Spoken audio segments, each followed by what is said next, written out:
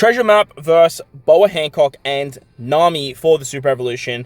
The Intrusion and the final boss fight that does not use any of the 11th anniversary characters, any of the new batch for Treasure Map, nor does it use Otama, Yamato, or the new Sugo Fest Nami. So basically, as it turns out, I do believe you can run double Nami Karina for these particular fights.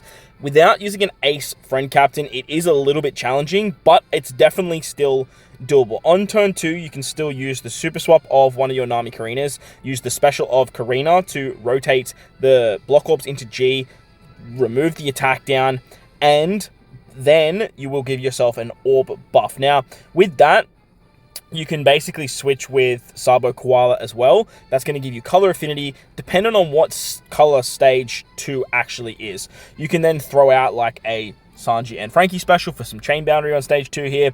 You're going to have a second Nami Korean special for the final stage. And what we're doing here is we're actually not removing the burn, allowing us to take a little bit of damage from the 30,000 to get below 50% HP. Now, if the below 50% HP thing just doesn't really work out, there is a chopper support we can throw on Usopp that's going to remove 1 turn of burn. There's also the Giants Legend, Dory and Brogy, that removes 2 turns of burn. That's going to work out pretty hunky-dory there. Once we move into the final stage, we can then remove the stun with the Enel support. We also have the support of Zoro and from the Super Sugo 9th anniversary batch to take care of the stun. To get around the threshold, we still have Usopp.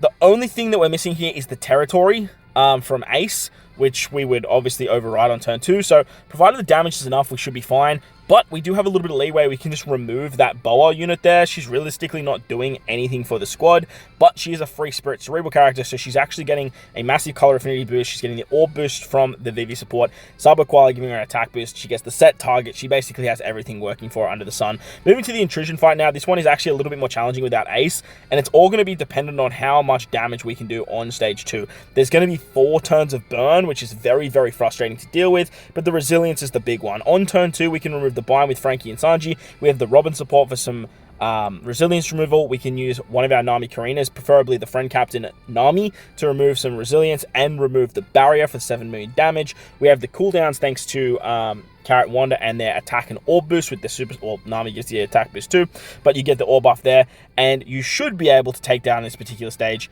but you have to be careful with the Sabo Koala swap ability, because you don't want to have too much unfavorable typing. But with Crocodile, you are going to hit fairly hard if it is a type negation on the main boss. For the final stage, we're basically running it the same way, removing paralysis with our Nami Captain and our Crocodile. We have the Despair River supports, and from there we should be pretty hunky-dory. Stay tuned for the playthrough when the treasure map goes live.